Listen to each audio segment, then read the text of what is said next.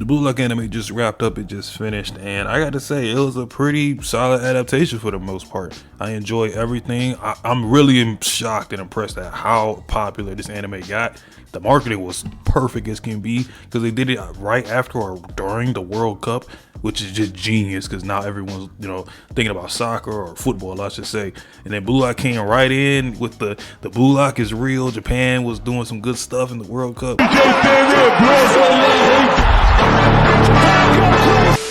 It was a really good time for Bluelock as a whole. I made a video, and I think I did the first like 5 or 6 episodes, I think.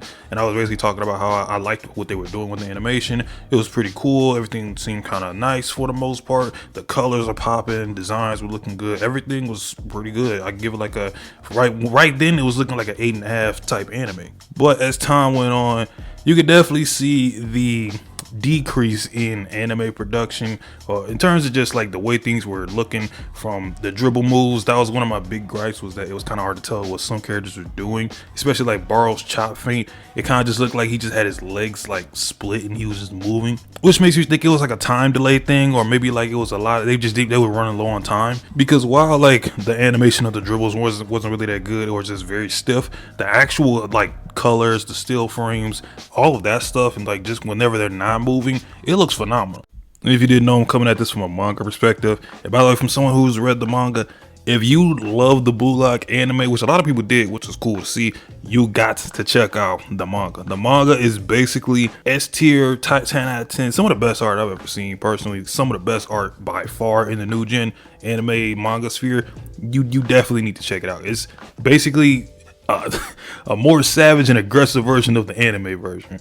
I think for sure this first selection was probably the best animated, because Team Z versus Team V, that match was perfectly adapted. Nagi being cold as hell, Isagi doing his thing with the comeback, Team Z coming back in general, Chigiri's one was done well. Everything was just good in that match. I think for me it's like a top 3 match in terms of just season 1 for sure. Second selection definitely peaked with the 3v3 for me. I think because whenever Barrow's the center of attention, I just feel like the matches are just way more entertaining. Nothing against the 4v4. 4v4 was definitely a top tier match. It was just, you could definitely see some of the discrepancies with some of the animation, because that match had a lot of 3D CG, because even though the 3D CG never really bothered me, because it was only done in like spurts, like maybe they'll do it once or twice a match, but with the 4v4 it felt like they were going to it at least 3 times an episode. But man, we gotta talk about the World 5. So in the manga, we have like this expectation for the World 5 that they were gonna be not necessarily serious, because they talk a lot of trash. I mean, they shit talk pretty good, and they come up very lackadaisical, because they know they're way better than anyone in Bluelock, obviously. But I think what threw a lot of us off was the voice acting. And not to say like, oh, because I've seen some people defend it like, oh, they're from a different country, this is gonna be like their accent or whatnot. I'm not against it. I actually think that concept is dope, because we've had other characters, or like characters in anime that they'll be from like England or Germany, and they're speaking Japanese, so it never really bothers us, because obviously it's from a Japanese studio, it's from a Japanese manga, it is what it is.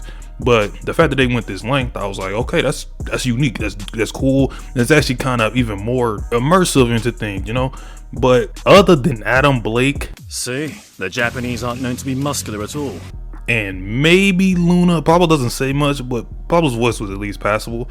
Dada and Loki took me out of it. I'm sorry. They're screwier than I thought. Sorry, Dada got done dirty with his voice acting, because you can clearly tell that it's a Japanese man trying to speak English in a Brazilian accent, which as a whole doesn't even make sense in concept. And then you got the same thing with Loki. Is this okay? At the distance, you've got nothing but weak spots. Look how they mess, cause my boy. A Japanese man trying to speak English with a French accent. It just doesn't come off right. And Loki's lines, the lines in the manga are cold as hell, and now in the anime they just come off a little goofy-ish. Maybe it was just me. I know a lot of other people wasn't really feeling it like that, but I'm not gonna say it ruined their first impressions, because I'm not gonna go that far. I just feel like the voices just kind of took me out of it at certain times. Since season 2 is confirmed, hopefully I would be all for them just going back to the regular Japanese voice actors if that's better, because I'm just letting y'all know for season 2, There's going to be more international players or international characters thrown in, and if somehow, some way they give all of those characters these Japanese English, which that's what they call it, type voices, I don't know if I'm gonna like that. Although they do technically have a cop out that they could use for season 2 to give the international players Japanese voices so it just flows well. And I think they're gonna take advantage of that. Plus, Julian Loki is that guy. I need him to be given the best justice possible next time we see him. And hopefully we can see Adam Blake down the line. In the manga, we have not seen him yet, so I feel like we're not gonna see him until like Endgame. Same for like the other characters. But they at the end, they showed the GOAT, the zesty demon himself, Shido Ryusei. And bro, they went first of all the character designs look amazing. They 1-to-1 from the manga. That is, I mean, it's pretty much damn near perfect. Shido, if you don't know, the next time you see him, which is gonna be season 2, his personality is a little bit, out there. I don't know if he's gonna be for everybody per se, because now he's gonna be seen in the anime spectrum. But his playstyle is, I feel like a lot of people gonna fuck with it because he's very explosive, let's just say that. And his voice actor is actually the same when they did Gojo, which that's perfect too, because I mean that Gojo's voice actor ironically kind of sounds like he would be Shido too. Those two personalities kind of seem like they would fit hand in hand in like an awkward way. Kunigami's elimination, I like how it was done. That's all I'm really say about it. I like what they did at the end to it. Kind of leaving on like a halfway somber note, but you're still looking forward to that U20 match with Sei and U20. First of all, I have to say this now. So Bluelock is getting a movie, and it's for episode Nagi. Episode Nagi, to pretty much fill you on what that is literally Nagi's perspective through Bluelock. So you're gonna see him from, I think, high school going into Bluelock, how he got into it, and then like him in his first stage, second stage, all that with Ryo and Zantetsu. Which, don't get me wrong, I like the spin-off of Bluelock with that. Honestly, I would love if they did another one with like Baro or even some characters like Ren or something. Like, what was he doing in like the first selection, But to give it a movie, which I feel like it's gonna be like a 1-hour special really, because the spin-off isn't even done yet, and it's gonna be all coming out in 2024, I think. Because season 2 is coming out in 2024. I'm not sure if the movie per se is, but how you gonna give that movie, but you ain't gonna give U20? U20 is literally the perfect game to give a movie.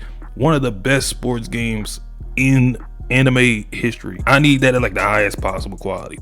But I will say my favorite part of episode 24 was just seeing all the teams that we're going to see in season 2. Hopefully season 2 is kind of like a upgraded, or hopefully they get some time, I should say, a little bit more time for Bluelock season 2. That's going to be a lot they're going to have to look forward to in anime.